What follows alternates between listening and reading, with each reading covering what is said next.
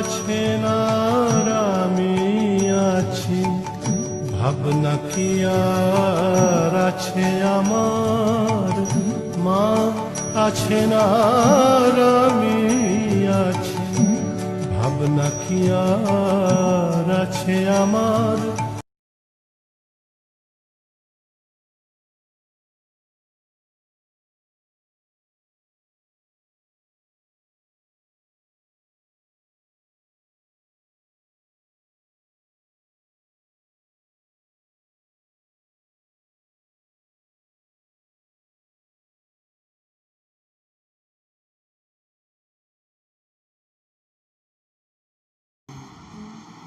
জননীং শারদাং দেবীং রামকৃষ্ণং জগদ্গুরুং পাদপদ্মে তয়ো শ্রিত্বা প্রণমামি মুহুর্মুহু।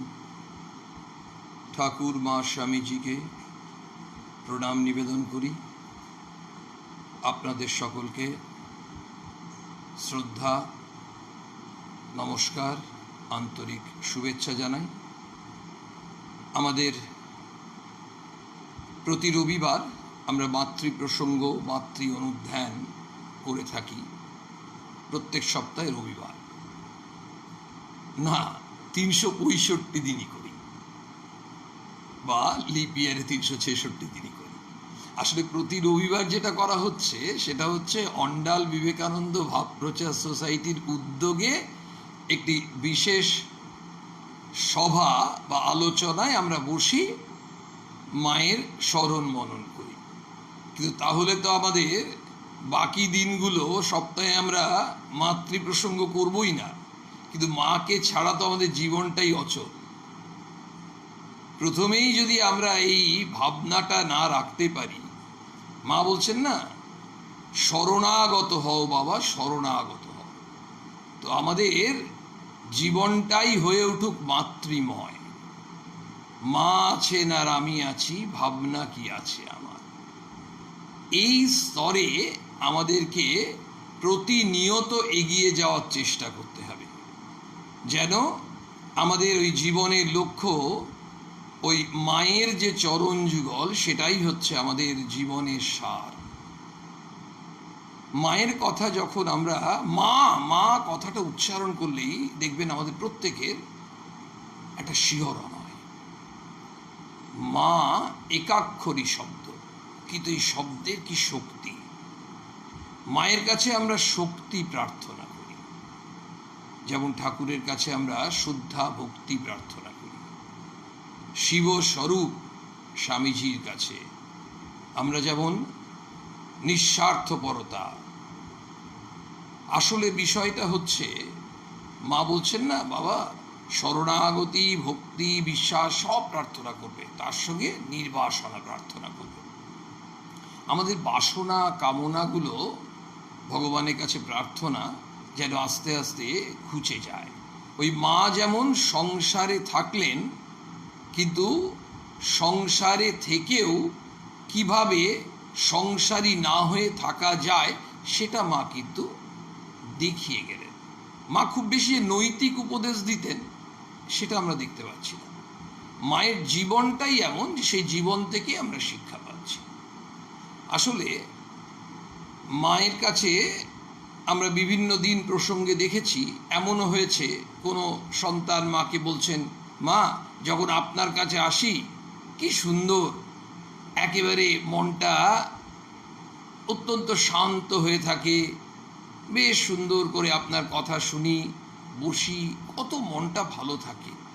আর যেই আপনার কাছ থেকে বাড়িতে চলে যাই, তখনই যত সব ওই কুচিন্তাগুলো আবার চলে আসে, এই যত অন্যায় চিন্তা সব চলে আসে। এগুলো কেন হয়? আপনার কাছে থাকলে এক ধরনের, আপনার কাছ থেকে চলে গেলে আরেক ধরনের।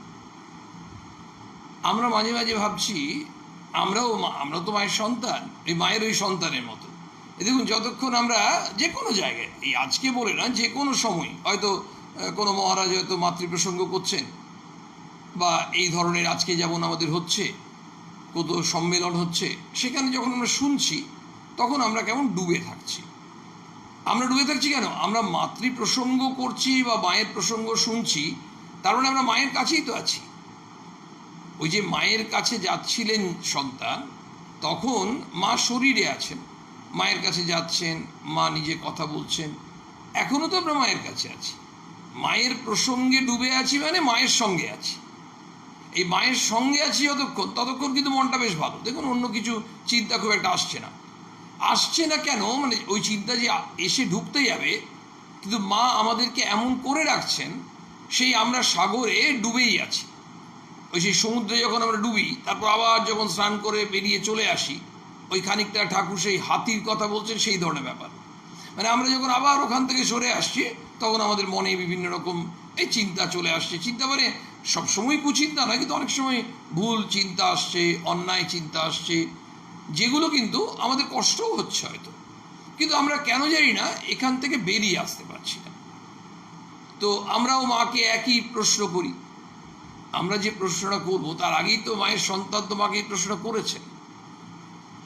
তো মাকে প্রশ্ন যখন করলেন, তখন মা বলছেন, দেখো বাবা, ওগুলো তোমার ওই পূর্বজন্মের সংস্কার, সেগুলোর থেকে হচ্ছে। এগুলো হঠাৎ করে কি যায়? হঠাৎ করে যাবে না। কিন্তু এই যে হঠাৎ করে যাবে না, সেই কথাটা বলছেন, পূর্বজন্মের সংস্কার হচ্ছে, কিন্তু তাই বলেই কিন্তু মা থেমে যাচ্ছেন না। মানে আমাদেরও ধরে নেওয়া যেতে পারে, আমাদের হয়তো সেই সংস্কার আছে, সেই সংস্কারের জন্য হচ্ছে, হঠাৎ করে চলে যাবে না, মানে রাতারাতি চলে যাবে না। তখন মা বলছেন, এই বলে তারপর কিন্তু মা একটু থামলেন, নিয়ে বলছেন, সৎ সঙ্গে মেশো। তাহলে আমাদের প্রশ্ন কিন্তু একই মায়ের কাছে, যে আমরা যখন তোমার কথা শুনি বা তোমার সঙ্গে আছি, তখন খুব ভালো চিন্তা করি, মনটাও ভালো থাকে, আনন্দে থাকে। আর তারপর যখন আমরা এই সংসারে ঝক্কি ঝামেলা, পাড়ায়, সমাজে, অফিসে, ব্যবসায় যাচ্ছি, তখন বিভিন্ন রকমের আমাদের সব চিন্তাগুলো চলে আসছে, যেগুলোতে কি হচ্ছে, আমরা অশান্তি বেশি আসছে, আনন্দর থেকে দুঃখই বেশি আসছে, শান্তির থেকে অশান্তি বেশি আসছে। তাহলে এগুলো যাবে কি? তখন মা বলছেন, ওগুলো তো এই জন্য হচ্ছে, কিন্তু কি উপায়? মা কতগুলো উপায় বলছেন, এই উপায়গুলো আমরা একটু শুনব, কেন বলছেন, এবং সেগুলো যদি আমরা একটু অনুসরণ করতে পারি, তাহলে কিন্তু আমাদের জীবনটা অনেক আনন্দময় হয়ে যাবে, অনেক আনন্দময়। আমরা সবাই তো ধরুন আনন্দ চাই, আনন্দ চাই, শান্তি চাই। কেমন আছি যে আমরা শুধু শুধু অশান্তিকে ইনভাইট করি? তো সুতরাং কি হবে? মা বলছেন, সৎ সঙ্গে মেশো।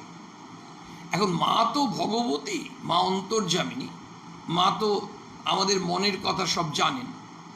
এই মনের কথা জানেন বলেই মা যে ওষুধগুলোর কথা বলছেন, ছেলেদের মনের কথাটা তো মা পড়তে পারছেন।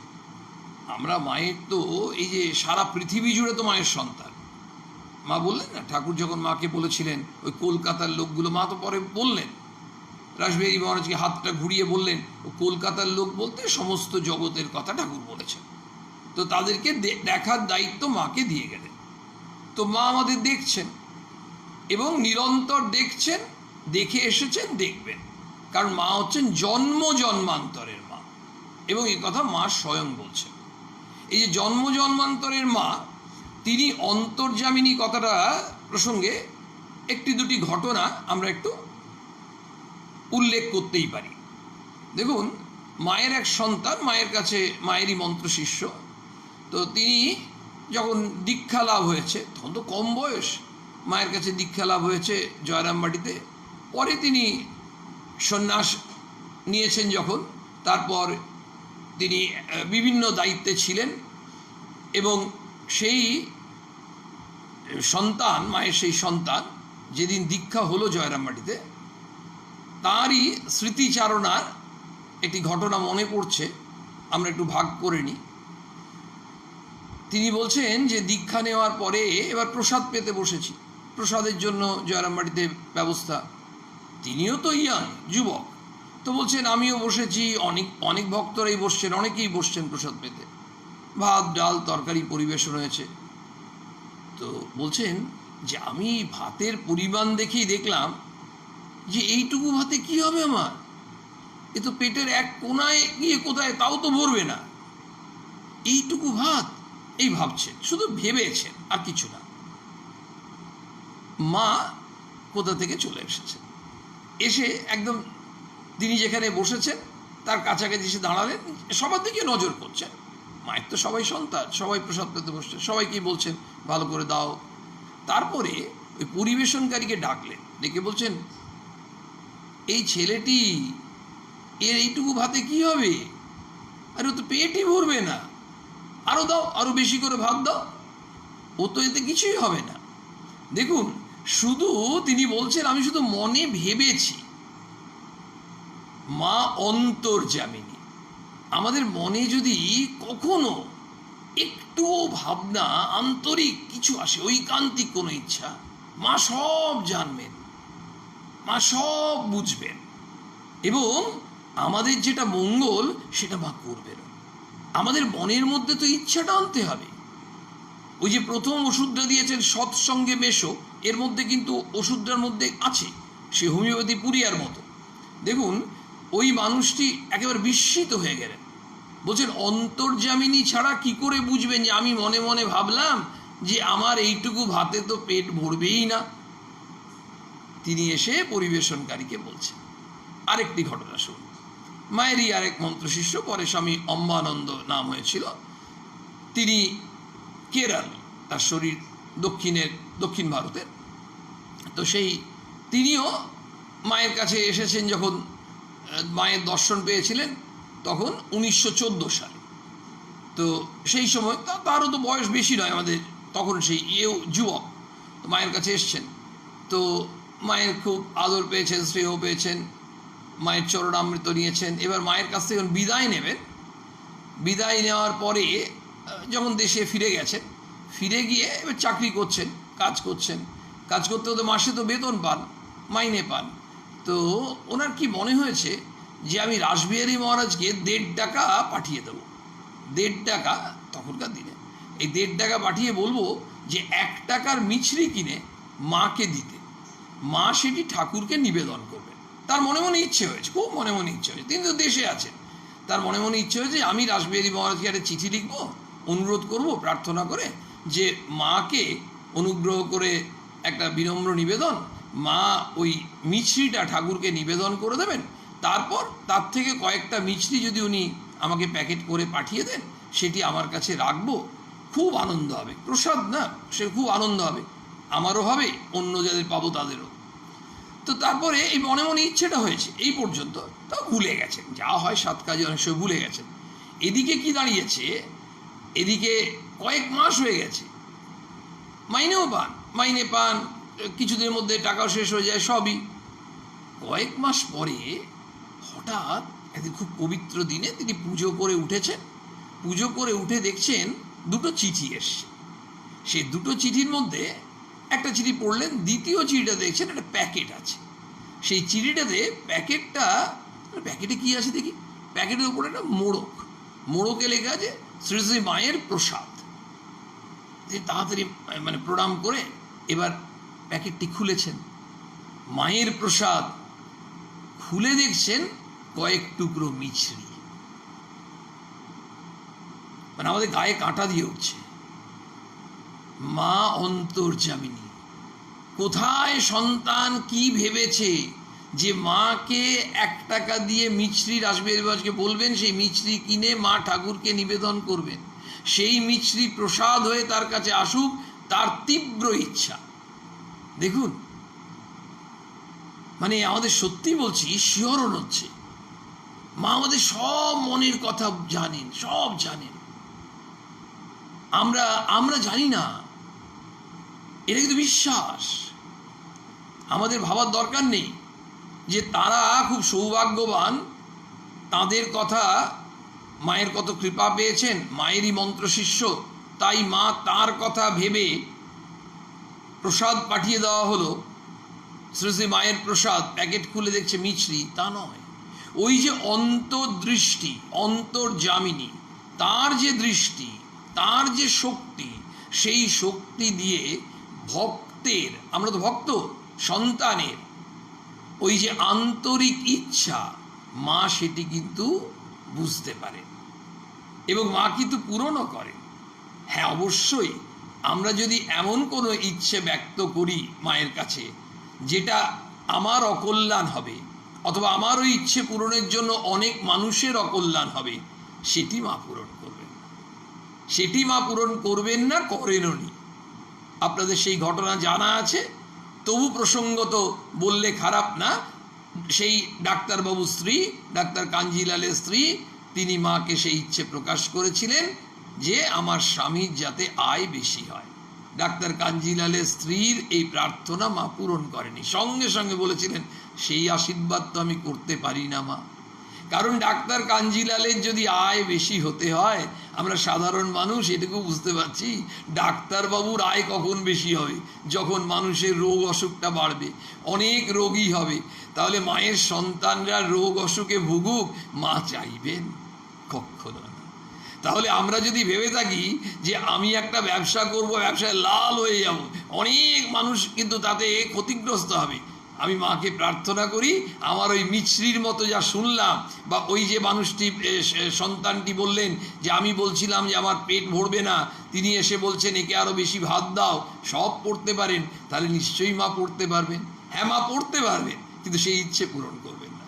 কারণ ওই একজনের মায়ের এক সন্তান লাল হবেন, অনেক রোজগার করবেন, তার অনেক বাড়ি হবে, ব্যাংক ব্যালেন্স হবে, কিন্তু তার জন্য অনেক মানুষের ক্ষতি হবে, তারা তো সবাই মায়ের সন্তান। একদম এখানে কিন্তু অঙ্কের হিসেব মিলবে না।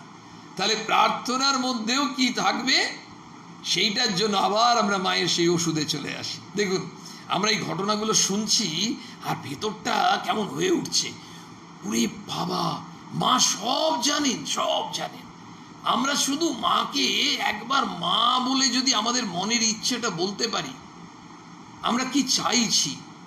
মা, আমরা অনেক ভুল করেছি, অন্যায় করেছি, আমার মনের মধ্যে অনেক আজে বাজে চিন্তা চলে আসে, এগুলো দূর করে দাও মা, অনেক পাপ কাজ করেছি। মা বলছেন, বাবা, সৎ কার্য করতে করতে পাপ কেটে যায়। দেখুন, প্রসঙ্গত কিন্তু আমরা এক একটা প্রেসক্রিপশন শুনে নিচ্ছি। মা কিন্তু ওই নৈতিক উপদেশ দিচ্ছেন না খুব বেশি, মা কিন্তু খুব লেকচার দিচ্ছেন না, বক্তৃতা দিচ্ছেন না, কিন্তু ছোট্ট ছোট্ট কথার মধ্যে বলে দিচ্ছেন সৎ কার্য করতে করতে আমাদের এই যে পাপ, এগুলো কেটে যাবে। তার মানে সৎ কাজের একটা ফল আছে, সেই ফলটা আমরা পাবোই, সেটা মা বলে দিচ্ছেন। সে মাকে জিজ্ঞেস করছেন না একজন যে মা, প্রারব্ধ কর্মের ফল কি ভুগতেই হবে?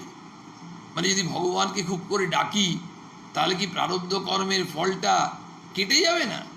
তো মা বলছেন, বাবা, প্রারব্ধের ফল ভুগতেই হয়, কিন্তু তুমি যদি ঈশ্বর চিন্তা করো, সৎ কাজ করো, ভগবানের ঈশ্বরের নাম গুণগান করো, তাহলে তোমার কি হবে, যেখানে পাটা কেটে বাদ যেত সেখানে হয়তো একটা আঁচড় লাগবে, ওই কাঁটা ফোটার মতো লাগবে।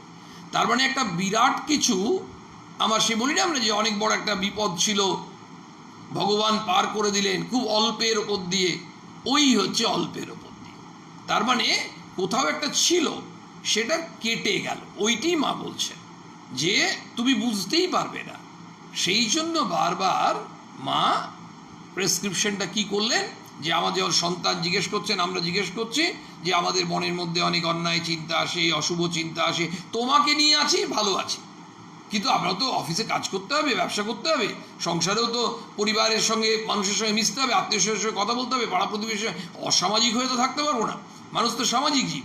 সব থেকে বড় কথা কি, মানুষ সামাজিক জীব, অতএব সমাজে থেকেও অসামাজিক না হয়েও আমরা কিন্তু নিজেদেরকে ঠিক রাখতে পারি। কি করে? মায়ের প্রথম ওষুধ, সৎ সঙ্গে মেশো। আসুন, এই ওষুধটা কাদের জন্য আমি জানি না, আমাদের যারা ভক্তরা এখন শুনছি লাইভে, তারপর রেকর্ডিং, কত মানুষ শুনবো। এই রেকর্ডিং বলাতে মনে হচ্ছে এই যে আমরা যে রেকর্ডিং আমাদের যে পেজে, ফেসবুকে যে হয়, আমাদের ভাবপ্রচার সোসাইটি থেকে কি সুন্দর উদ্যোগ নিয়েছে, কিন্তু রিসেন্ট পাস্টে আরেকটা উদ্যোগও নিয়েছে দেখলাম, সেটা হচ্ছে ইউটিউবে। এই ইউটিউবে অনেক সময় দেখা যায় আমাদের পরে রেকর্ডিং শুনতে অনেকের সুবিধা হয়। সবাই তো ফেসবুকে করতে পারেন, অনেক বয়স্ক মানুষ আছেন যারা হয়তো এগুলো হ্যান্ডেল করতে পারেন না, কিন্তু লিঙ্কটা দিয়ে ওটা খুব সুন্দর, আরও ভালো। তো আমরা ইচ্ছে করলে প্রত্যেকেই কিন্তু সাবস্ক্রাইব করে নিতে পারি, এবং মায়ের কৃপায় এটা করলে সব দিক দিয়েই ভালো, আরও মানুষের কাছে এটা সম্প্রচারিত হবে। যত বেশি করে মায়ের কথা, ঠাকুরমা স্বামীজির কথা মানুষের ঘরে ঘরে পৌঁছবে, একেবারে সারা পৃথিবী জুড়ে পৌঁছবে, তত মানুষের কল্যাণ, বিশ্বের কল্যাণ। আমরা তো শুধু নিশ্চয়ই ভারতবর্ষের কল্যাণ এটা তো চাইবো না, মাও সেটা চাইবেন না, কারণ মা হচ্ছেন জগৎ জননী।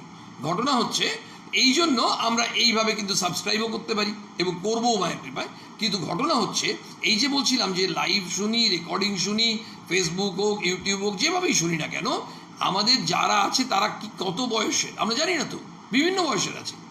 আচ্ছা মনে করুন 8-9 বছরের বাচ্চা, তো তাকে সৎসঙ্গ মেশো এ কথা বলে তার কি লাভ হবে?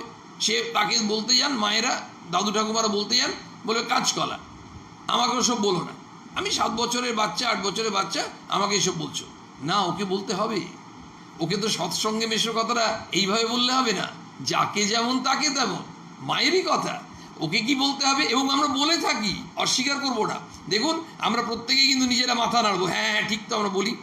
মায়েরা আপনার স্কুলে বাচ্চাটাকে পাঠান, তখন বলেন না ছোট্ট বাচ্চাদের 6, 7, 8, এই ওই বন্ধুটা কিন্তু ওই মেয়েটা খুব দুষ্টুমি করে, ওই ছেলেটা খুব দুষ্টুমি করে, আজে বাজে কথা বলে, তুই বলিস ওর মিশবি না, মানে কি ওর সঙ্গে মিশবি না, অর্থাৎ তুই স্কুলে কারোর সঙ্গে মিশবি না বলছেন না, কিন্তু মানে স্কুলে বন্ধুদের সঙ্গে মিশবি, কিন্তু কিছু কিছু বন্ধুর থেকে দূরে থাকবি। মানে আমরা সমাজে থাকবো, অসামাজিক হব না, কিন্তু আমাদের বেছে নিতে হবে কার সঙ্গে মিশবো। সঙ্গ ইজ মোস্ট ইম্পর্টেন্ট। কোম্পানি আমরা প্রায় বলি না, কোম্পানি, অ্যাসোসিয়েশন খুব ইম্পর্টেন্ট। সৎসঙ্গ মানে কি? মাঝে বলছেন সৎসঙ্গে মানে যে অ্যাসোসিয়েশন, যে কোম্পানিতে আমরা মিশবো, সেখানে আলোচনা যা নিয়েই হোক না কেন, আরে সে হতেই পারে এই পেট্রোল ডিজেলের দাম যে এত বাড়ছে, দেখুন 9 টাকা 10 টাকা পার লিটার বেড়ে গেছে বোধহয়, তো এই যে খবরে আমরা শুনছি, এটাও কিন্তু আলোচনার বিষয় হতেই পারে। এটা খুব অশুভ চিন্তা হয়ে গেল তা না, এত দাম বেড়ে যাচ্ছে, ডিজেলের দাম বাড়ছে, তারপরে বাস ভাড়া বাড়বে, আরও অন্যান্য জিনিসের প্রভাব পড়বে, আলোচনা হতে পারে। কিন্তু এই আলোচনা করতে করতে আমরা এমন এমন কথা বলতে পারি যে কথাগুলো হয়তো অশালীন। সেইখানে যখন দেখলাম যে আমরা যেখানে আলোচনা করছি সেখানে দেখলাম যে এবার কথাবার্তার যে কায়দা, সেই কায়দার সঙ্গে আমার মনটা মিশছে না, তখন কিন্তু আমি ওই অ্যাসোসিয়েশন থেকে আস্তে আস্তে সরে আসতে হবে। ব্যাপারটা হচ্ছে আসলে যে কোনো অ্যাসোসিয়েশন, যে কোনো কোম্পানি, যেখানে এমন বাচ্চা ছেলেটাকে কী পাঠাচ্ছেন যে ও দুষ্টুমি করার সঙ্গে করুন, আবার হয়তো বলছেন যে ওরা টিফিনটা নিজে নিজে শুধু খায়, ওদের সঙ্গে মিশো না, দেখবে তোমরা টিফিন ভাগ করে খাও, 3-4 জন যায় এই এদের সঙ্গে বেশি করে মিশবে। মানে এই টিফিন ভাগ করে খাওয়ার অভ্যেসটা ছোটোর থেকে হয়ে যাক না। টিফিন ভাগ করে যে খাবে সে তো পরে দুঃখও ভাগ করবে, আনন্দও ভাগ করবে। ঘটনা সে যখন পরে বড় হবে তার রোজগার থেকেই তো কিছু টাকা ভাগ করতে শিখবে ওই দরিদ্র মানুষের জন্য। ওই ভাগ করতে শিখবে কখন? ছোটোবেলায় টিফিন ভাগ করেছে তবে তো। আসলে যদি ছোটোর থেকে, মর্নিং শোজ দ্য ডে, সকাল হলেই বোঝা যায় দিনটা কেমন যাবে। তাহলে আমরা যদি এই অ্যাসোসিয়েশনটা চুজ করি, এবার আপনি আমি ভাবতে পারি, ধরুন যার বয়স 75 হয়ে গেছে, তিনি ভাবতে পারেন আমি কি আবার ক্লাস 8-এ ফিরে যাব, বা আমি 9 বছরের বাচ্চা হয়ে যাব। না, আমি 75 বছরেও আমাকে তখন ওখানে ফিরবো না, কিন্তু আমাকে আমার বয়সে কাদের সঙ্গে মিশবো। যদি দেখছি শুধু ওই তাস খেলছে আর ওই কিছু পেসিমিস্টিক, আর কদিন বাঁচবো, হ্যাঁ যা আছে হচ্ছে সংসারে, ওই বৌমা ঝগড়া করছে এ করছে বলে ওই সব পরনিন্দা পরচর্চা। আমি 75-এও তো এমন অ্যাসোসিয়েশন পেতে পারি যেখানে পরনিন্দা পরচর্চা করছে না, যেখানে অন্ততপক্ষে একটু ধর্ম আলোচনা হচ্ছে, একটু ঈশ্বরীয় প্রসঙ্গ হচ্ছে। জানো তো ঠাকুর এই বলেছেন, এই কথামৃতে এই আছে, এই কি রানী রাসমণি সিরিয়ালটা দেখলাম, এই মা জগজ্জননী সিরিয়ালটা দেখলাম, কেন এগুলো তো আলোচনা হতে পারে। তাহলে বিষয়টা এমন হয়েছে যে আসলে আমাদের সঙ্গটাকে নিজেদেরকে বেছে নিতে হবে। এবং মা কেন বলছেন যখনই সৎ সঙ্গে মিশবো, এই সৎসঙ্গটা কাদের জন্য?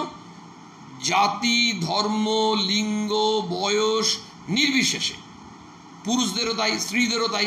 অনেক মহিলারা দুপুরবেলা, ধরুন যারা গৃহবধূ মায়েরা, অনেক সময় কী হয়, শীতকালের দিনে দুপুরবেলা একটু মাঠে বসে, পার্কে বসে, বা বাড়ির সামনে হয়তো কারো ওখানে উঠোন আছে, 4-5 জন মোড়া নিয়ে বসে আড্ডা মারছে, হতেই পারে।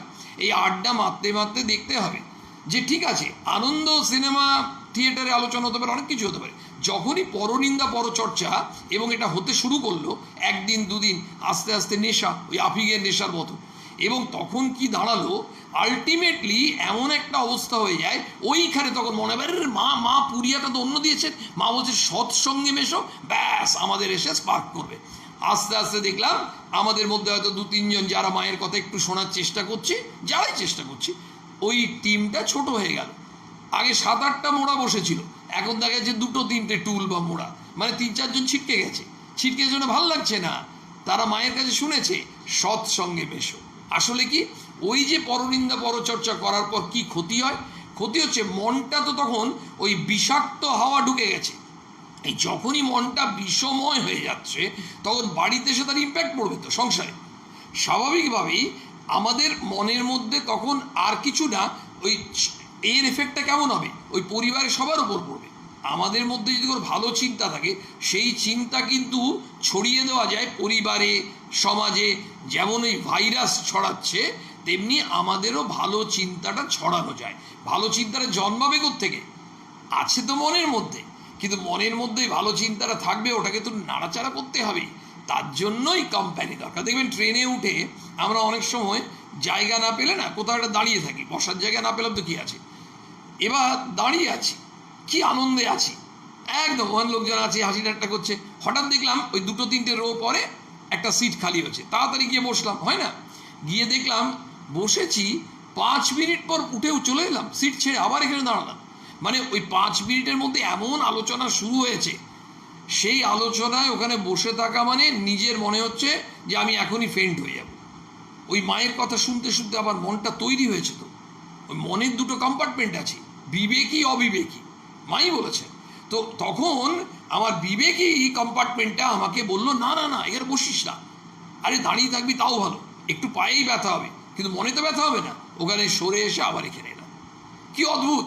মানে এটা ট্রেনে, বাসে, অফিসে, পাড়ায়, সব জায়গায় দেখবেন অনেকে অনেক আত্মীয়ের বাড়িতে যায় না, ইচ্ছে করে যায় না। ওই আত্মীয়ের বাড়িতে গেলেই ওই হয়তো ভালো মন্দ খাওয়ায়, তার প্রচুর পয়সাও আছে, খাওয়াতেও ভালোবাসে, কিন্তু টপিক যেগুলো হয়, যেটা নিয়ে আর মানুষ শুধু খেতে যায় না, সেইখানে দেখা যায় যে ও বেশিক্ষণ থাকা যাবে না।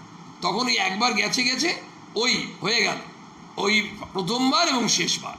আসলে বিষয়টা হচ্ছে মা আমাদেরকে মনটাকে শুদ্ধ করতে চাইছেন, তো সেই জন্য বলছেন যাতে ওই সন্তানের প্রবলেমটা কি হয়েছে, যখন এখান থেকে ফিরে যায় তখন অন্যায় চিন্তা আসছে। মা বলছেন তা হবে কেন, ওটা হচ্ছে সংস্কারের জন্য হচ্ছে, তা হবে কেন? তার জন্য তো কিছু রেমেডি আছে। আমরা বলি না কিছু প্রতিকার নেই, ডাক্তারবাবু এই রোগ হয়েছে, কোনো রকম কোনো প্রতিকার নেই? ডাক্তার বলে হ্যাঁ আছে। মা বলছেন আছে বাবা, আছে, সৎসঙ্গে মেশো। মিশতে শুরু করলাম। এবার মা বলছেন এবার তোমাকে আরেকটা কাজ দিচ্ছি, আরেকটা ওষুধ। কি? ভালো হতে চেষ্টা করো। দেখুন, স্বামী মাধবানন্দজি মহারাজ খুব সুন্দর একটা কথা বলছেন। বলছেন উই পোকা দেখেছো না, উই পোকা? আমরা বলছি হ্যাঁ। বলছে উই পোকা কত ছোট হয় বলো, কিন্তু ওই ছোট্ট উই পোকা চেষ্টা করে কি বিরাট ঢিবি তৈরি করে। লক্ষ্যটা করতে হবে শব্দটা। উই পোকাটা ছোট, কিন্তু উই পোকাটা চেষ্টা করে ওই অত বড় ঢিবি তৈরি করে, উইয়ের ঢিবি। ব্যাপারটা কি বলছেন?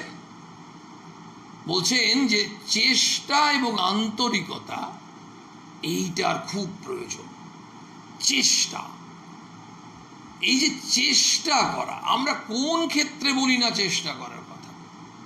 যখন বাড়িতে নতুন বৌমা আসেন, শাশুড়ি মা বলেন মা কিছু না, আমিও যখন নতুন এসছিলাম আমারও এমনি ভুল হতো, রান্না করতে গিয়ে কি করতাম, তোমারও এমনি প্রথম তো অভ্যেস নেই তো, আর তোমরা তো আবার আজকালকার মেয়ে, পড়াশোনাতেই এত সময় দিয়েছো, রান্না বান্না তো সেভাবে করোনি, এগুলো হবে, তুই চেষ্টা করো, দেখবে কিছুদিনের মধ্যেই হবে। আবার এটাও আমরা কখনো কখনো শুনি, অনেক সময় হয়তো শ্বশুরমাতা তার বৌমাকে সেই ধরনের এনকারেজ না করে বলছেন এটুকু জানো না, ইত্যাদি ইত্যাদি। তাহলে ব্যাপারটা কি দাঁড়াচ্ছে, ওই দ্বিতীয় ক্ষেত্রটায় অশান্তি পরিবারে হবেই। কারণ তিনি তো তাকে এনকারেজ করলেন না, তিনি তো আমাদের মায়ের কথাটা বলতে পারলেন না। প্রথম শাশুড়ি মা কিন্তু মায়ের কথাটা পড়েছেন বা শুনেছেন, একদম তিনি যেভাবেই হোক মা তাকে যেন তার কানে কানে বলে দিয়েছেন যে তাকে বলো চেষ্টা করো, দেখো না চেষ্টা করলেই হবে। ওই চেষ্টা করো কথাটা বললে আজকে থেকে যদি যত সমাজে শিক্ষক শিক্ষিকারা আছেন, শিক্ষা জগতে যত শিক্ষক শিক্ষিকা আছেন, তারা যদি সবাই তাদের ছাত্রছাত্রীকে বলে চেষ্টা করো হয়ে যাবে, আর একটু চেষ্টা করো দেখো পারবে, এই কথাটা বলা মানেই হচ্ছে ছাত্রছাত্রীদের মধ্যে উৎসাহ কয়েক গুণ বেড়ে যাবে। মা বাবারা যদি একবার বলা শুরু করেন, আরে তুই পারবি, আমরাও ছোটবেলায় ভুল করতাম, অমনি হতেই পারে। সব থেকে বড় কথা হচ্ছে ছোট্ট ছোট্ট বাচ্চারা পড়াকে ভয় পেয়ে যাচ্ছে, শুধুমাত্র মা যখন দেখছে 10টায় 9টা স্পেলিং ঠিক লিখলো আর একটা ভুল লিখলো, থাপ্পড় 2টো 3টে মেরে দিলেন, তুই একটা ভুল লিখলি। কিন্তু কিছু কিছু মা খুব ভালো বলেন, একটা ভুল লিখলি বলেন না, বলছি 9খানা ঠিক লিখে দিয়েছিস, ওরে বাবা রে বাবা, ভেরি গুড, আদর করি করে তাকে। তার মানে মা আমাদের সবাইকে বলছেন ভালো হতে চেষ্টা করো। একদিনে হয়ে যাবে না, কিন্তু চেষ্টা করো। এবার আমরা কিন্তু একটা জিনিস এখনো বুঝিনি, ওই বাচ্চাটার বুঝলাম স্পেলিংটা ভালো হবে, কারো হাতের লেখা ভালো হবে, কিন্তু আমাদের ভালো হওয়া মানে কি? আমরা বললাম যারা ধরুন দেখতে একটু সুন্দর, এই কম বয়সী ছেলে মেয়ে হতে পারে, তাদের আবার একটু সৌন্দর্য, বাহ্যিক রূপ, এই ব্যাপারে একটু অ্যাটেনশনটা বেশি থাকতেই পারে কম বয়স। এখন ঘটনা হচ্ছে তারা ভাবছে হয়তো বাইরেটা আমরা দেখতে আরো সুন্দর হই, অসুবিধা নেই, আপত্তি নেই, কিন্তু যে কোনো বয়সে সবারই বাইরেটা একটা যেমন রূপ আছে বাহ্যিক, ভেতরের একটা রূপ আছে, তো দুটো, তো একটা এক্সটার্নাল একটা ইন্টারনাল। মা বলছেন ভালো হতে, মানে ভেতরটা ভালো করো, ভেতরটা ভালো করো মানে কি? 1, ভালো ভাবনা আনো, 2, ভালো আদর্শকে ধরো, 3, ভালো ব্যবহার করো, 4, ভালো কথা বলো, শব্দই ব্রহ্ম, 5, তুমি ভালো মানুষের সঙ্গে বা ভালো কাজ করো। এই যে ভালো, সব কিছুতেই ভালো, এই যে ভালো কথাটা যেটা আসছে, যখনই আমরা চিন্তাটা ভালো করলাম, একটা আদর্শ ভালো নিয়েছি, আমাদের আদর্শ কি? সংসার জীবনে আমাদের আদর্শ হচ্ছেন মা। মায়ের থেকে বেশি আর কেউ আমাদের সংসার জীবন আদর্শ হতে পারেন না। মা নিজে সংসারে দেখিয়ে দিয়ে গেলেন, তো এটোটাও পরিষ্কার করছেন, ঝুড়িতে করে সবজি নিয়ে এমনি করে আসছেন, একদম আকাশ মেঘাচ্ছন্ন, বৃষ্টি পড়ছে, কাউকে বুঝতে দিচ্ছেন না, ঢুকছেন, কাউকে কষ্ট দিচ্ছেন না, ওই সবজিটা নিয়ে আসছেন। কেন? বাড়িতে আসবে, লাগবে যে সবজি। কোথায়? হাঁটুতে যন্ত্রণা, কাউকে বলছেন না, নিজে গিয়ে গায়ে খুঁজে খুঁজে দুধ নিয়ে আসছেন। কেন? ওই সন্তানরা চা খাবে, দুধ লাগবে। কোথায়? রাত 1:30টার সময় উঠে খুরপি দিয়ে ওই ইটগুলো সরাচ্ছেন। কেন? সেবক এসে বলছেন মা আমাকে দিন, মা বলছেন না বাবা তোমরা শো হ্যারিকেনে আলোয়। কেন? পরের দিন কলকাতা থেকে ছেলেরা আসবে, তারা খালি পায়ে হাঁটবে, ইট পাথর আছে, হোঁচট খেয়ে পড়ে যাবে, তাদের কষ্ট হবে। মা কিন্তু সব সময় ওই যে সংসারে প্রত্যেকটা, আবার বিভিন্ন ধর্মের মানুষ আসছে, তাদেরকে একদম আলিঙ্গন করে নিচ্ছেন, সবাইকে ভালোবেসে। কোথায়? মুসলমান, সে কলা নিয়ে আসছে, মা বলছেন হ্যাঁ দাও বাবা দাও, ঠাকুরকে দেবো বই কি বাবা, তুমি এনেছো দেবো না, তুমি ঠাকুরের জন্য এনেছো। যে চোর, তাকেও কিন্তু প্রশ্রয় দিচ্ছেন না, চুরি করতে প্রশ্রয় দিচ্ছেন না, কিন্তু চোরকেও কিন্তু ভালোবেসে দিচ্ছেন। আবার ওই ঝাঁটাটা ছুঁড়ে ফেলে দিচ্ছে, মা বলছে না মা ওইভাবে ফেলতে নেই, ওটাও কিন্তু পরে কাজে লাগবে। প্রত্যেকটা জিনিসকে কিন্তু সম্মান দিতে হয়। মা সংসারে খুঁটি নাটি জিনিস বলে গেলেন একেবারে। কোথাও কিন্তু কাকে রুটিটা কিভাবে দিতে হবে ছুঁড়ে দিতে নেই, তাহলে অশ্রদ্ধা করে সে খাবে কি করে? মায়ের জীবনে যে ঘটনাগুলো দেখিস, প্রত্যেকটা ঘটনাই তো বুঝিয়ে দিচ্ছে সংসারে আমাদের কিভাবে থাকতে হয়। আমরা কজনকে অমনিভাবে আমরা রুটি ছুঁড়ে দিই না, কাকে দিই না? যখন আমাদের ভিআইপি গেস্ট আসে তখন আমরা ভালো নতুন প্লেটে করে দিই, কিন্তু আমাদের একটা গরিব মানুষ যদি আসে, তাকে ওই উঠোনের কাছে বসিয়ে হয়তো একটা কোনো ফুটো থালা যদি বাড়িতে থাকে ভালো, না হলে একটা শালপাতার প্লেট খুঁজি, দিলাম, ওপর থেকে ছুঁড়ে দিলাম। আমরা কিন্তু তাকে ডাইনিং চেয়ারে বসিয়ে না দিলেও তাকে কিন্তু ছুঁড়ে দেওয়াটা, তখন আমরা তো ভাবি না যে ভিভিআইপি গেস্ট নয় বলে আমরা ছুঁড়ে দিয়ে দিলাম, তাহলে তো আমরা মায়ের কথা শুনছি না। ওই মা বলছেন ভালো হতে চেষ্টা করো, তারপরে তোমার মানসিকতাটা ভালো করো, তোমার চিন্তাটা ভালো করো, তুমি আরো উদার হও, তুমি আরো নিঃস্বার্থপর হও। তুমি মনে ভালো মানে কি? ভাবনাগুলো ভালো মানে কি? ভাবনাটা সৎ ভাবনা হবে, সৎ ভাবনা, আমিও খাবো ও খাবে, আমি শুধু একা একা খাবো তা নয়। কিন্তু ওই যে জায়গাটা, যে কোনো একজনের মানুষের কষ্ট হলো, আমি কাঁদছি না, কিন্তু কান্না বেরিয়ে আসছে, কিছু করতে পারি আর না পারি। এই যে জায়গাগুলো মা আমাদের ছোট্ট ছোট্ট ছোট্ট ছোট্ট দেখিয়ে দিচ্ছেন। মা সেন বলছেন ভালো হতে চেষ্টা করো, তোমার ব্যবহারটা ভালো করো। আমাদের বাড়িতে যারা মাসিরা দিদিরা কাজ করতে আসেন না, বাসন মাজতে আসেন, কত সময় বলুন তো আমাদের হাত থেকে পড়ে যায় না? আমাদের হাত থেকে কাপটা জলে পিছলে সাবানে পিছলে পড়ে গিয়ে ভেঙে যায় না? আর যদি মাসিটির বা বোনটির পড়ে ভেঙে যায়, সে ভয়ে একদম কেমন থাকে। আমরাই অনেকে ব্যবহার করি দুর্ব্যবহার। তুই আমার শখের কাপ, এই কাপটা ভেঙে দিলি, এই কোত্থেকে এনেছিলাম জানিস, অমুক তমুক ইত্যাদি। অথচ আমরা, মা বলছেন ভালো হতে চেষ্টা করো, ব্যবহারটা ভালো করো। তুমি ওই মেয়েটিকে বলো, ওরে আমার হাত থেকেও কাপ পড়ে ভাঙতে পারতো। সেই স্বামীজি মজা করে বলেছিলেন যেটা, ওদের কি কলেরা টাইফয়েড হয়? কিন্তু ঘটনা হচ্ছে সত্যিই তাই। তাকে যদি বলা হয় আরে ও তো কাপগুলো তো এমনি করেই ভাঙবে না, কাপ কিভাবে যাবে, কাপটা তো যেতে হবে আবার, তবে তো নতুন কাপ আসবে, একদম ভাবিস না। এই যে আপন করে নেওয়া, এই যে ভাবনা, সত্যিই তাই। এই যে সর্বগ্রাসী আলিঙ্গন বলছেন, সত্যিই তাই। এই ঘটনা মা একদম সবাইকে টেনে নিচ্ছেন এই ভালোবাসা দিয়ে। কিন্তু মা কি চাইছেন আমরা খারাপ থাকবো? মা চান খারাপ মানে ওই নয়, দুদিন হয়তো আমরা নুন ভাতই খেয়েছি, ধরুন দুদিন আমাদের নুন ভাতই খেতে হলো খাবো, সেই জন্য মা কিন্তু কষ্ট পাচ্ছেন না। বাবা খাও না। আমার তো অনেক সন্তান তো দুদিন কি মাসের পর মাস নুন ভাত খায়, এক দিন খেতেও পায় না। মা বলছেন অন্য কারণে, মা বলছেন তোমার ব্যবহারটা ভালো করো, তোমার মনটা ভালো করো, তুমি অসৎ কাজ করো না, মিথ্যে কথা বলো না, লোককে ঠকিও না, একটু ভালো হতে চেষ্টা করো। যখনই তুমি উদার হবে, তোমার আচরণ ভালো হবে। আমরা শব্দগুলো যে ইউজ করি রাস্তায় ঘাটে, মাছের বাজারে, বাসে, ট্রেনে, একটু একজনের সঙ্গে পায়ে লেগে গেল, অনেক সময় দুজন এমন উত্তেজনা শুরু হয়ে যায়, তখন বাসেই কুরুক্ষেত্র লেগে যায়। মা বলছেন তা কেন, একটু ঠিক আছে, লেগে গেছে এই বলে, মানে ব্যাপারটা হচ্ছে তোমার মধ্যে একটা বিনম্র আচরণ আসুক, উদ্যত কেন হবে। মা আমাদের এত কিছু বোঝালেন, সৎসঙ্গে মিশতে বললেন, ভালো হতে চেষ্টা করো বললেন, এগুলো সবই বললেন। কিন্তু আমাদের মায়ের কাছে একটা বড় জিজ্ঞাসা চিহ্ন, বড় প্রশ্ন, মা গো তুমি আমাদের কৃপা করে বলো, এতে কি আমাদের হবে? আমরা কি আদৌ ভালো হতে পারবো? আমি ধরলাম আমি ওই পরনিন্দা পরচিত চর্চা হচ্ছে, যেখানে আজে বাজে আলোচনা হচ্ছে, সেখানে থাকবো না। আমি একটু ভালো সঙ্গ চুজ করবো, নিজেই চুজ করবো। যেমন মিষ্টির দোকানে গিয়ে মিষ্টি কোনটা ভালো লাগে চুজ করি, এমনিভাবে। তাহলে মা হবে কি? মা তুমি বলো আমাদের। মায়ের পরেই বলছেন ক্রমে সব হবে। কি আনন্দ লাগছে না, কি রিলিফ লাগছে দেখুন, কতটা বলেছে হাঁপ ছেড়ে বাঁচলাম। ক্রমে সব হবে, হবে গো হবে। আর মা বলেছেন হবে। এখানে তো কোথাও আমাদের আর তো দুশ্চিন্তা থাকার, সংশয় থাকার দরকার নেই। আমি আপনি তো বলছি না, স্বয়ং ভগবতী, স্বয়ং জগজ্জননী বলছেন, অন্তর্যামিনী বলছেন হবে। কিন্তু মা তো বলেননি আজই হবে, কালই হবে।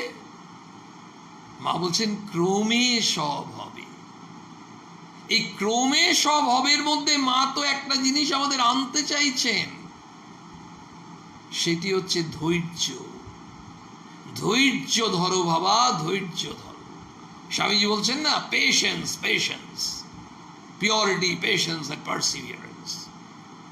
আমরা সঙ্গে সঙ্গে ভাবি কেন, আমি তো দুদিন ভালো লোক, আমি দুদিন ঠিক করলাম, কারো নিন্দা চর্চা করবো না, কারো দোষ ধরবো না, এই ভালো লোকের সঙ্গে কথাবার্তা আলোচনা করলাম, একটু ভালো হতে চেষ্টা করলাম।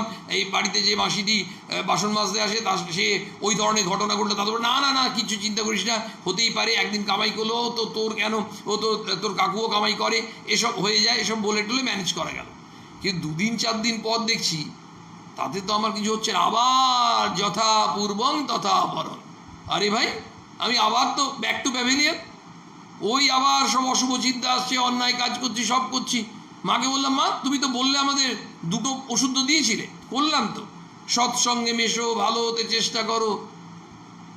আমরা যে তৃতীয়টা শুনিনি, মা তো সব হবে বলেননি, মা বলেছেন ক্রমে সব হবে। আমরা তো অধৈর্য হয়ে পড়লাম। একটা ছোট্ট ফুসকুড়ি হয়েছে, দুদিনে ঠিক হয়ে যেতে পারে, কিন্তু যখন বড় কিছু হয় তখন হয়তো আমাদেরকে 6 বছর 8 বছর 10 বছর ওষুধ খেতে হয়, অনেক সময় লাইফ লং ওষুধ খেতে হয়। কেন? হাইপার টেনশনের পেশেন্টের ডাক্তারবাবুরা কি বলেন, আপনার এই যে ব্লাড প্রেশার হয়েছে, আপনি হাইপার টেনশনের পেশেন্ট, আপনাকে যে প্রেশারের ওষুধ দেওয়া হলো, এই ওষুধ কিন্তু আপনাকে সারা জীবন খেয়ে যেতে হবে, ওষুধ ছাড়া যাবে না, প্রেশারের ওষুধ কিন্তু ছাড়া যাবে না। সাধারণত ডাক্তারবাবুরা তাই বলে থাকেন, সেটাই বললাম। এই যে আপনারা লিখছেন অপেক্ষা করতে হবে, ঠিক, এই অপেক্ষা করতে হবে, বলছেন না ক্রমে সব হবে, অপেক্ষা, তার মানে তো অপেক্ষা করার জন্য ধৈর্য দরকার। আমরা তো ধৈর্য হারা হয়ে যাই যে কোনো বিষয়ে, পেশেন্স খুব কম, পেশেন্স কম বলেই বিস্ফোরণ হয়ে যায়। একটু হয়তো কিছু হলো, অশান্তি হলো, ছোটোখাটো ব্যাপার, এই ছোটোখাটো ব্যাপারকে আমরা ইস্যু করে নিচ্ছি, ইস্যু করে দাঙ্গা হাঙ্গামা সব। কিন্তু ধৈর্য ধরলে কিন্তু আস্তে আস্তে আস্তে আস্তে জিনিসটা কিন্তু অনেক ক্ষেত্রেই কাম হয়ে যাবে, কুলডাউন হয়ে যাবে। কুলডাউন হয়ে যেটা একটা বিরাট হতে পারত, আমরা কিন্তু তিলকেই তাল করে দিই, কারণ আমরা ধৈর্য ধরতে পারি না। মা আমাদের মধ্যে ধৈর্য গুণটা আনতে চাইছে, মা সেই জন্য বললেন ক্রমে সব হবে। আরেকটা কি বলুন তো, দেখবেন যারা খুব খেটে খেটে রোজগার করে না, প্রচণ্ড পরিশ্রম করে একেবারে দিবারাত্র, তারা কিন্তু প্রত্যেকটা টাকা পয়সা ঠিক জায়গায় উপযোগ করে, মানে অপচয় পছন্দ করে না। আর আঙুল ফুলে কলা গাছ যদি হয়ে যায়, হঠাৎ করে রাতারাতি কোনোভাবে বড়লোক হয়ে গেছে, সে কিন্তু তার পক্ষে টাকার মর্যাদা বোঝা কিন্তু অসুবিধা। তাই আমরা যদি দুদিনেই হঠাৎ করে ভালো হয়ে গেলাম, ওই ভালো হওয়াটা কিন্তু আবার ভেঙে যাব। আর যদি প্রচণ্ড খেটে, মা বলছে না খাটতে হয়, খাটতে হয়, ওই যে খাটতে হবে, খাটতে খাটতে খাটতে খাটতে হবে, পরিশ্রম করতে হবে যে কোনো জিনিসে, যে কোনো জিনিসে ওই পরিশ্রম করতে করতে হবে। ওই যে বৌমাকে শাশুড়ি মা বললেন তুমি কেন ইয়ে করছো, খুব স্বাভাবিকভাবেই তুমি চেষ্টা করো, চেষ্টা করতে করতে করতে দেখবে যে আস্তে আস্তে তোমার মধ্যেও কিন্তু সেই চেঞ্জ আসবে। এই যে জায়গাটা, অর্থাৎ খুব স্বাভাবিকভাবেই আমাদের মধ্যে যে প্রার্থনা, যে মা যেটি শেখাচ্ছেন, সেটা বলছেন যে তুমি যদি ভালো হতে চেষ্টা করো এবং স্বাভাবিকভাবে, তখন দেখবে ক্রমে সব হবে। দেখুন এই যে জায়গাটা, আমরা এই যে দেখুন লাইভে আজকে কত মানুষ শুনছি, কত মানুষ আমরা পরে রেকর্ডিং শুনি, আপনারা বিস্মিত হবেন ঠাকুরমা স্বামীজির কত করুণা। দেখুন এক একটাই কথামৃত পাঠ হচ্ছে, ধরুন শুক্রবার, বুধবার, শুক্রবার, ধরুন শুক্রবার হলো, দেখা যাচ্ছে 48 ঘন্টার মধ্যেই হয়তো 3000 4000 মানুষ এর মধ্যে দেখতে পাচ্ছেন বা দেখার সুযোগ পাচ্ছেন। কত মানুষ দেখছেন, কত মানুষের মধ্যে পরিবর্তন হচ্ছে। ঠাকুরের কথা শুনছেন তো, ঠাকুরমা স্বামীজির কথা, তাতে পরিবর্তন হবে না? সেই জন্য এই যে অন্ডাল বিবেকানন্দ ভাবপ্রচার সমিতি যে উদ্যোগটা নিয়েছে, খুব সৎ উদ্যোগ, খুব মহৎ উদ্যোগ, যে এর সঙ্গে সঙ্গে যে ইউটিউবে ব্যাপারটাকে প্রচার করছে, এই ইউটিউবের মাধ্যমে কিন্তু এই ইউটিউবে সাবস্ক্রাইব করলেই অটোমেটিক্যালি আমরা নোটিফিকেশনও পাবো, আর কত মানুষের কাছে পৌঁছে দিতে পারবো। এবং সত্যি কোনো কোনো ভক্তরা বলছেন আমার আত্মীয় আছে গুজরাটে, আমি তাকে পাঠিয়ে দিচ্ছি। তারা আবার একটা অ্যাসোসিয়েশন আছে সৎসঙ্গ, তারা একসঙ্গে মোবাইলটা রেখে অনেকে শুনছে। মানে এই বিভিন্নভাবে আসলে কেন শুনছেন, আমরা কিন্তু যেভাবেই হোক আমাদের কোথাও একটা কিছু প্রয়োজন আছে, যে প্রয়োজনটা আমরা কাউকে বলতে পারছি না। এই যে বলতে পারছি না, সেখানে আমাদের কাছে সলিউশনটা মা এনে দিচ্ছেন, ঘরে পৌঁছে যাচ্ছে। কি বলতে পারছি না, আমরা মানসিকভাবে হয়তো কিছু অশান্তিতে আছি। তখন মা বললেন ওই যে মানসিক অশান্তি কেন আছো, তুমি যাদের সঙ্গে মিশছো, এমন হতে পারে আমি এমন একটা অ্যাসোসিয়েশনের মেশা শুরু করে দিয়েছি, সেই অ্যাসোসিয়েশনে কিন্তু আমাদের যে আলোচনাগুলো হচ্ছে সেগুলো আমাকে আরও অধোগামী করে দিচ্ছে, আমি ঊর্ধ্বগামী হতে চাইছি। মা প্রথমেই বললেন তুমি ওই সঙ্গটা ছাড়ো, সৎ সঙ্গে মেশো। আমরা অনেক সময় অবশ্য বলি আমাদের ছেলেটি খারাপ হলো কেন না, ও কুসঙ্গে পড়েছিল, ওর বন্ধুরা আমার ছেলেটিকে খারাপ করে দিয়েছে। সেটা আবার সবসময় ঠিক নয়, এটা আমাদের একটা ভ্রান্ত ধারণা। সবসময় কিন্তু যে অভ্রান্ততা নয়, কখনো কখনো ভুল হতে পারে। আমার ছেলেটি ওই সঙ্গে পড়েছে বলে খারাপ হয়েছে, তা নাও হতে পারে। হয়তো সে আগের থেকে অমনি খারাপ হয়েই ছিল, সেই গিয়ে বড় ওই সঙ্গটাকে আরও বেশি নিশ্চয়ই খারাপ করে দেওয়ার ক্ষেত্রে প্রভাবকের কাজ করেছে, হতে পারে, হতে পারে। ব্যাপারটা হচ্ছে সেই জন্য আমরা ওখানেও চলে গেল কি আমাদের ওয়ান সাইডেড ভিশন। মা সেজন্য বলছে যে ভালো হতে চেষ্টা করো, তুমি অন্য যে খারাপটা দেখছো তার থেকে তুমি দেখো না। তুমি, মা খুব সুন্দর করে বলছেন, জানো তো খুব সুন্দর, দেখ মা খুব প্র্যাকটিক্যালি বলেন তো, একেবারে সংসারে যেটা হয়ে থাকে, বলছে একটা মানুষের 1000 উপকার করেছো, 1000 উপকার করেছো। একটু দোষ করে দাও, দেখবে সে মুখ বেঁকিয়ে দেবে, কারণ সে তোমার দোষটাই দেখবে। লোকের স্বভাবই হচ্ছে দোষটা দেখা, গুণটা দেখতে চায় না। মানে এটা কিন্তু আমরা সমাজে দেখেছি, আমাদের পরিবারে বলুন, আত্মীয় স্বজনের মধ্যে বলুন, বন্ধু বান্ধব, প্রতিবেশী, সর্বত্র। আপনি কোনো মানুষের বিরাট উপকার করুন, অনেক অনেক উপকার করুন বিভিন্ন ক্ষেত্রে, কিন্তু কোনো একটা এমন কিছু হয়তো বলে ফেললেন, সেটা এমন বিরাট কিছু নয়, কিন্তু বলছেন যে 1000 উপকার করেছো, কিন্তু তোমার ওই দোষটাই দেখবে, নিয়ে মুখটা বেঁকিয়ে দেবে। মানে মা এমন বলছেন, বেশিরভাগ কিন্তু মুখ বেঁকিয়ে দেয়, মানে অর্থাৎ তখন কিন্তু ওটাকেই হাইলাইট করে, গুণটা দেখতে চায় না। এই আমাদের এই যে স্বভাবটা, এই যে গুণটা দেখতে চাই না, এটা আমাদের মানুষের ধর্ম, এটা আমি আপনি বলে না, এটা মানুষের ধর্ম। আর মা জানেন, মা সেই জন্য কি বলছেন, মা বলছেন যে তুমি ওই সব সময় যে ভালো হতে চেষ্টা করছো, তার সঙ্গে সঙ্গে তুমি জানো কেন, আরেকটা কি, যদি রাতারাতি হয়ে যেত না, তাহলে আমরা নিজেরা ঈশ্বরের কাছে কিন্তু সমর্পণ করতাম না।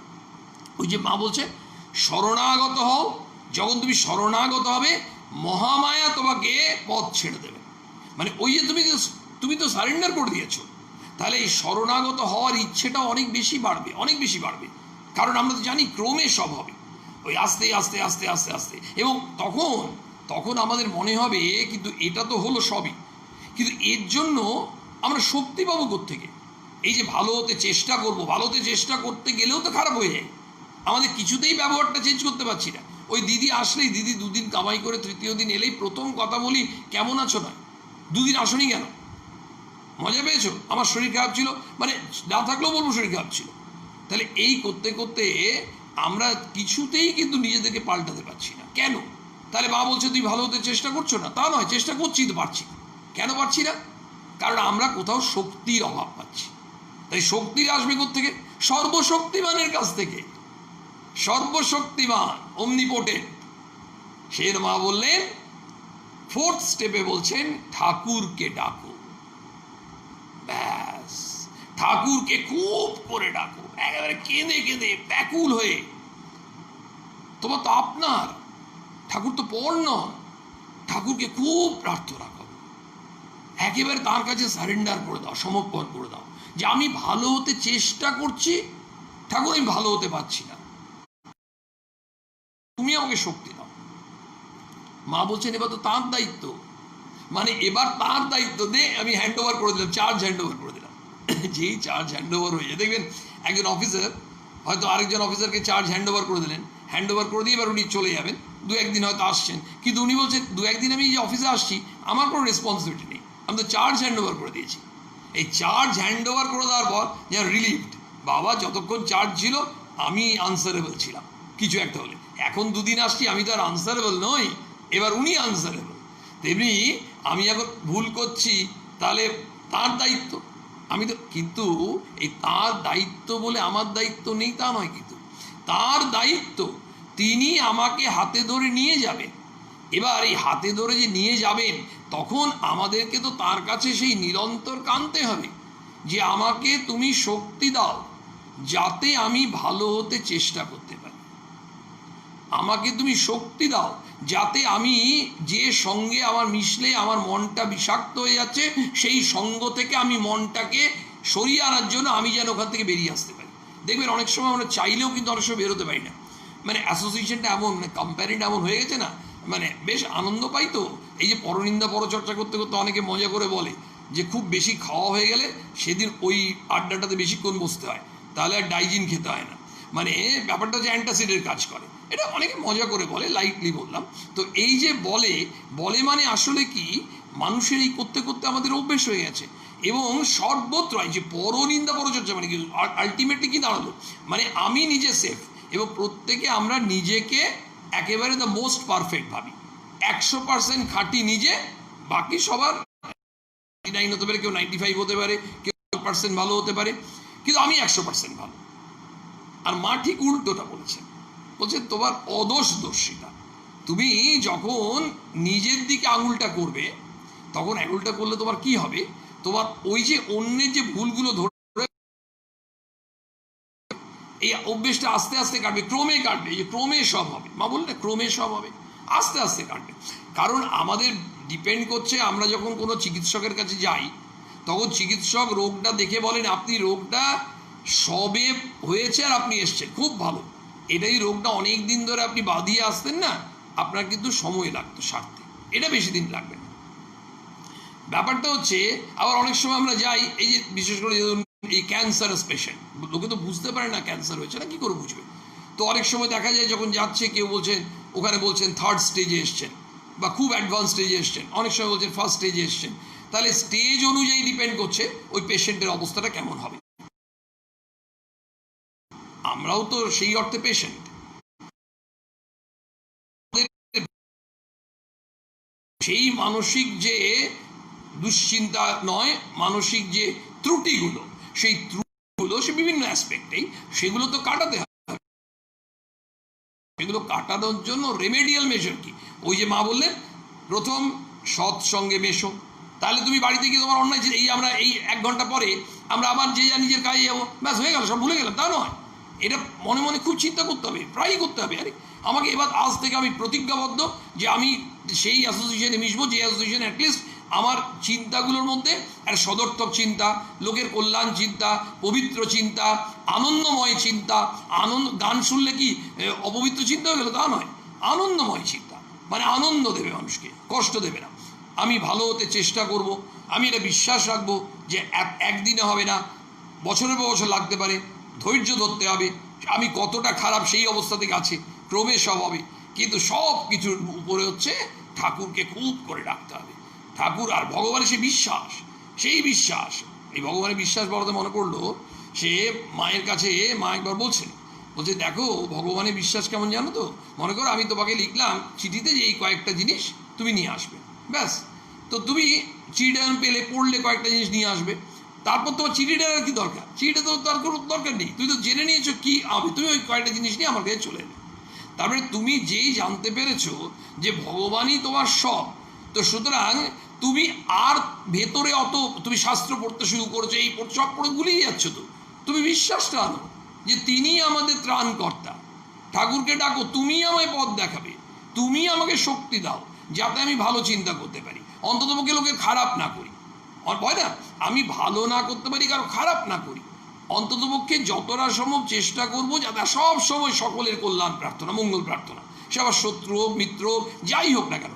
আমার তো কারোর রাগও আছে, কারোর সাথে সম্পর্ক নেই, তাতে কি আছে? যখন প্রার্থনা করব সকলের কল্যাণ কর, সকলের কল্যাণ কর, সবাইকে ভালো রাখো। এই যে করোনা ভাইরাস, এখন সবার প্রার্থনা কি? যেন আমাদের সবাই এই ভাইরাস মুক্ত হয়।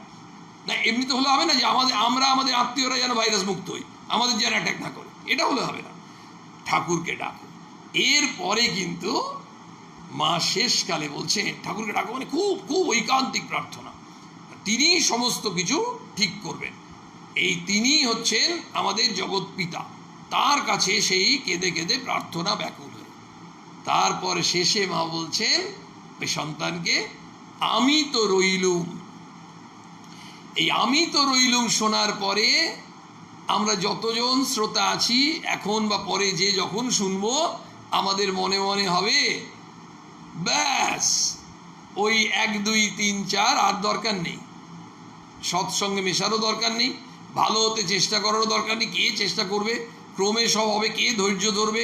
ঠাকুরকে আবার প্রার্থনা করব, অত কখন বসবো? মা তো বলেছেন আমি তো রইল, ডোন্ট কেয়ার। মা কিন্তু আমি তো রইলুমটা শেষে বলছেন, তুমি এগুলো সব করে যাও না, করো তুমি, তারপর দেখো আমি তো আছি। মা বাবারা ছেলে মেয়েদের বলেন না, তোরা প্র্যাকটিস কর, ওই স্পেলিং ছোট্ট বাচ্চা, তোরা প্র্যাকটিস কর, দেখ করতে করতে করতে শেষকালে আমি আছি, দেখ হয় কিনা। ওই বাচ্চাটা ভাবে, বাচ্চাটা মা কিন্তু লিখে দেবে না, হাতে লেখাটা বাচ্চাটাই লিখবে, কিন্তু বাচ্চাটা মনে একটা হয় আরে বাবা মা তো আছে, তার মানে এমন কিছু মায়ের কাছে আছে, মা সেই ম্যাজিক দিয়ে আমার হাতে লেখাটা ভালো করে দেবে। কিন্তু মা কোথাও বলেননি কিন্তু যে তুই চেষ্টা করিস না, তুই লিখে রোজ 2 পাতা করে হাতে লিখে দেখ তুই হবে। এই যে জায়গাটা, এই একটু আগে বলছিলাম, শিক্ষক শিক্ষিকা অভিভাবক অভিভাবক সবাই আমাদের মধ্যে পজিটিভ। এই যে মা বলছে না ভালো হতে চেষ্টা করো, ক্রমে স্বভাবে, ক্রমে স্বভাবে মানে কি পজিটিভ থট বলুন তো। এই আজকের এই যে বিভিন্ন IIM চলে না, ইন্ডিয়ান ইনস্টিটিউট অফ ম্যানেজমেন্ট, বিভিন্ন জায়গায় বিভিন্ন প্রমিসিং ইনস্টিটিউটগুলো, যে দেখবেন যে শিক্ষাগুলো যে মরাল, আমাদের আইটি সেক্টর বিভিন্ন জায়গায়, ইন্ডাস্ট্রিয়ালিস্ট সব জায়গায় কিন্তু পজিটিভ কথা তারা কিন্তু বলছে, ম্যানেজমেন্ট তাদের স্টাফদের বলছে, আরে ইউ হ্যাভ দ্য ক্যাপাবিলিটি, আপনারা পারবেন, এই বিজনেসটাকে আপনারাই দাঁড় করাতে পারবেন, করুন, চ্যালেঞ্জিং। মানে ওই যে পারবেন, ওই যে মা বললেন ক্রমে সব হবে, সব কিছু ঠাকুরকে প্রার্থনা করো, সব করো, সব করো, লাস্টে মা কিন্তু সেই অ্যাসিওরেন্স দিচ্ছেন কি, আমি তো রইল। ভয় পাচ্ছ কেন? মা আছে আর আমি আছি, ভাবনা কি আছে আমার, আমি তোমাদের মা, আমি তোমাদের সঙ্গে আছি, তোমরা চিন্তা করছো কেন? তোমরা এগুলো শুধু করে যাও, দেখো তোমরা পারবেই পারবে। মানে আমাদের তখন ওই সন্তানের কথাটা মনে করে নি, যে সন্তান মাকে জিজ্ঞেস করেছিলেন, মা তাতে এইসব কথা বলেছিলেন কি না, আমি যখন আপনার কাছে আসি তখন ভালো থাকি, আবার আপনার কাছে চলে যাই তখন আমার বিভিন্ন রকম খারাপ চিন্তা আসে, অন্যায় চিন্তা আসে, আমি ভুল কাজ করি।